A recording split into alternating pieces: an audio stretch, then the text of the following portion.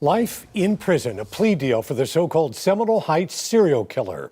Tonight, 5 years after that killing spree, Howell Donaldson III admits to murdering these 4 people. This is Nightside. I'm Dave Wagner. And I'm Carolina Lee. Just hours ago, the state agreed to accept his guilty plea to 4 counts of first-degree murder in exchange for taking the death penalty off the table.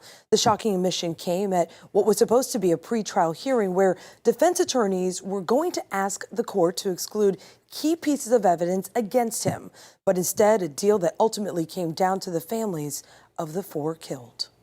We suffered for 5 years. Every family here, we suffered for 5 years. I can finally sleep tonight.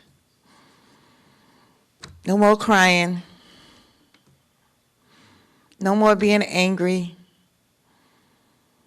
I'm just glad it's over with.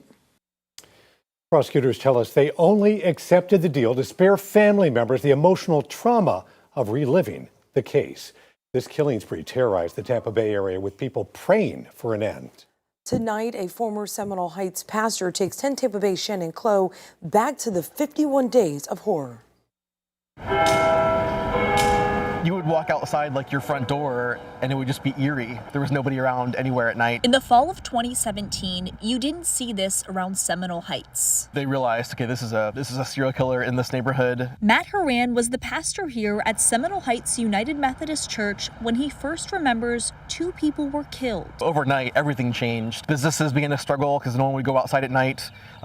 We wouldn't let kids walk here. 2 more people were killed. Pastor Horan remembers this neighborhood living in fear for 51 days. There were police everywhere, and somehow he managed to get away again. 4 lives taken with no reason why. Pastor Horan remembers Anthony Naboa's service here. You know, I don't normally ask people to come with guns to church, but I did that day. It's been over 5 years, and Pastor Horan still remembers those fearful months. It was just this constant, tense, what next kind of feeling. He assured his community when they caught this person, he would alert everyone. I said, listen, when they catch this person, we'll ring the bells. November 29th at midnight, he rang the bells with relief. It was a neat moment when, people came outside after hearing the news. He's sharing that moment with so many more in a book he wrote, The Church Bells at Midnight. For years to come, these church bells will remind this neighborhood, in trying times, they have each other. He picked the wrong place to do this because he had a lot of people come together to get through it together. In Seminole Heights, Shannon Clough, 10 Tampa Bay. And we should mention at least one family member told prosecutors they would have preferred the case go to trial and Donaldson face the death penalty.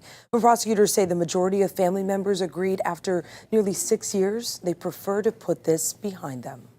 You can read more about this case, the 4 people who were killed, and how we got to this point right now on our 10 Tampa Bay app.